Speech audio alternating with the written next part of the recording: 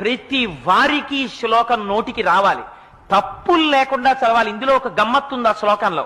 ఆ శ్లోకంలో అక్షరాలు మారాయా వ్యతిరిక్త అర్థాలు వస్తాయి. అందుకని తప్పులు చదవకుండా చక్కగా చదవడం నేర్చుకుని చిన్న చిన్న పిల్లల దగ్గర నుంచి అలవాటు చెయ్యండి. స్నానం చెయ్యగానే ఒక్కసారి అమ్మవారి దగ్గరికి వెళ్ళి ఆ కట్టుకున్న తువ్వాలతోటో అందులో బాలల భక్తికి అమ్మవారు పొంగిపోతుంది.